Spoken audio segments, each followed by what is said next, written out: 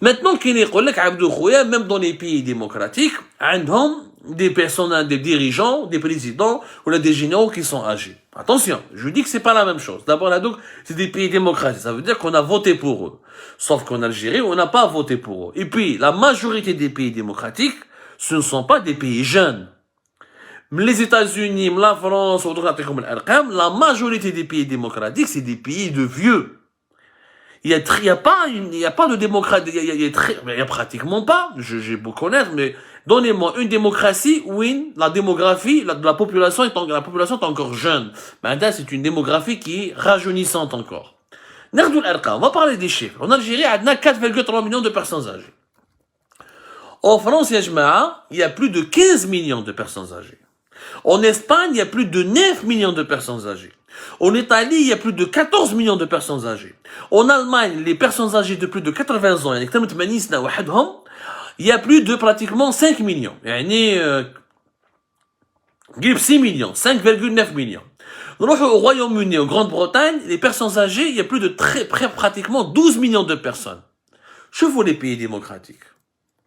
Donc c'est normal qu'en Angleterre, au Royaume-Uni, en Italie, en Espagne, en Allemagne, c'est normal d'avoir des premiers responsables qui soient vieux. Parce que les sociétés sont vieillissantes.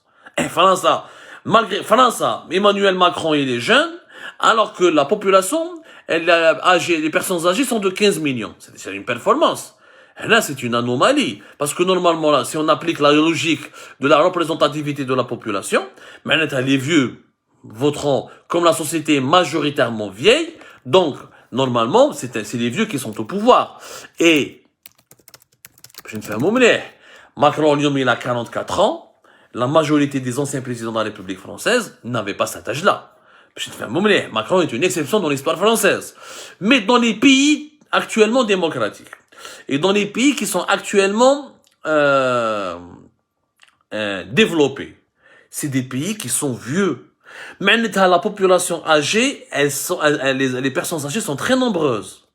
15 millions de personnes âgées en France, 9 millions de personnes âgées en Espagne, 14 millions de personnes âgées en Italie, 6 millions de personnes âgées de plus de 80 ans en Allemagne, 12 millions de personnes âgées au Royaume-Uni. Il est normal donc que lors d'un processus démocratique, t'as beaucoup de chances pour qu'un vieux soit élu. Mais en Algérie, ils sont de 4,3 millions. Ils atteignent même pas 5 millions. C'est-à-dire que les personnes qui sont âgées de plus de, les personnes qui sont en Allemagne, les personnes âgées qui dépassent 80 ans, sont plus nombreux que toutes les personnes âgées qui dépassent l'âge de 60 à 65 ans en Algérie. Ce qui est quand même incroyable. Le paradoxe est incroyable. L'Algérie est un pays très très jeune. 14 millions d'Algériens sont âgés entre 20 et 39 ans. Alors que هذا الجزائريين ما عندهم حتى ممثل في أعلى هرم السلطة. Donc ça n'a rien à voir avec la démocratie. La démocratie, je vais voter pour celui qui va me convaincre, pour celui qui me ressemble, pour celui qui défend un projet. Mais si la société est majoritairement jeune, normalement la majorité des politiques sont jeunes. Aux États-Unis, ou là en France, ou là en Allemagne, ou là au Royaume-Uni, la majorité des politiciens sont vieux, parce que c'est des sociétés qui sont vieilles. Il y a le vieillissement de la population. C'est pas comme nous. Donc il n'est pas normal d'avoir un général à 76 ans en Algérie, il n'est pas normal d'avoir un président du Conseil de la Nation à 91 ans, il n'est pas normal d'avoir un ministre à 65 ans. Normalement en Algérie, la politique elle est faite par des jeunes de 39 ans, 34 ans, de 40 ans, de 50 ans, mais surtout il faut qu'il y ait au sein du Parlement énormément de députés qui doivent être âgés de 20 à 39 ans, et on doit certainement avoir, et surtout on doit avoir, si on veut créer, parce que c'est quoi la démocratie? La démocratie c'est la représentativité de la population. يقول لك من الشعب الى الشعب مش الشعب راهو صغير راهو جون انتم راكم جايين من الشيوخه للشيوخه من العجايز للعجايز ce qui est faux, ce qui est totalement faux, c'est un raisonnement qui est complètement faux. Si on laisse la majorité des Algériens voter, ce sont aussi les de 20 ans jusqu'à 39 ans qui vont voter, les 14 millions. Donc le vote des 14 millions sera plus important que le vote des 4,3 millions de personnes. Mais ce qui m'a fait faire ça, les personnes âgées sont 15 millions. Quand ils vont voter, ils vont modifier le résultat du vote.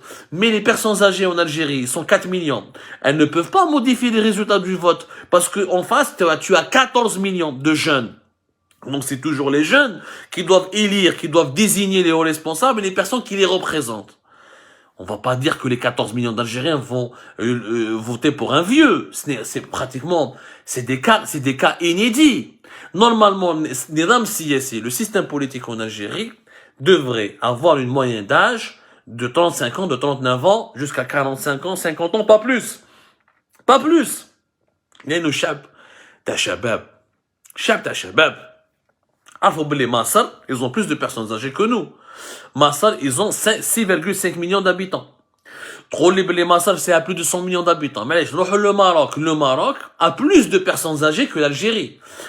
Du point de vue numérique, il y a 4,3 millions en Algérie de personnes âgées de plus de 60 ans. Il y a plus de 4,3 millions de personnes âgées de plus de 60 ans au Maroc. C'est le même chiffre. Sauf que au Maroc, les personnes âgées représentent plus de 11% de la population, alors qu'en Algérie, les personnes âgées ne représentent que 9% de la population. Même pas 10% de la population. Au Maroc, les personnes âgées sont à 11,7. Presque 12% de la population. Parce qu'au Maroc, ils sont 35-36 millions.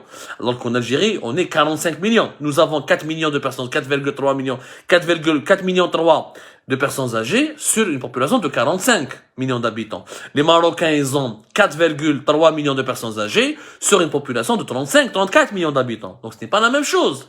Ça veut dire que la société algérienne, elle est beaucoup plus jeune, elle est beaucoup plus fraîche, et elle est beaucoup plus rajeunie que la société algérienne, elle est beaucoup plus jeune, beaucoup plus fraîche, et beaucoup plus rajeunie que la société marocaine. Et malgré cela, nous avons les dirigeants les plus vieux.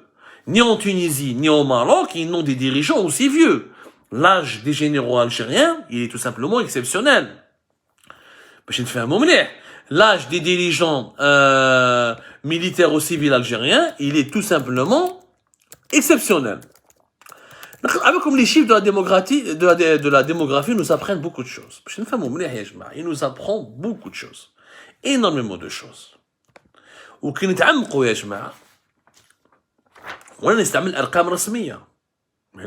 n'invente rien je ne suis pas en train d'inventer quoi que ce soit. Ce sont des chiffres officiels de l'Office national des statistiques. L'évolution de la démographie algérienne prouve en soi, en elle-même plutôt, que le régime, il est quasiment illégitime, il est non représentatif, il ne peut même pas représenter une partie importante de la population algérienne. C'est un régime qui est étranger. النظام الجزائري لا علاقة له مع البنية الاجتماعية والديمغرافية للشعب الجزائري.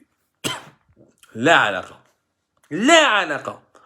Un régime qui est porté par une minorité ne peut pas décider à la place de la majorité. L'Algérie est une société jeune, elle doit être gouvernée par des jeunes. Les vieilles démocraties, c'est des sociétés vieilles, ils ont des vieux dirigeants, ce qui est logique. Nous, on est une société jeune, on est censé avoir des jeunes dirigeants.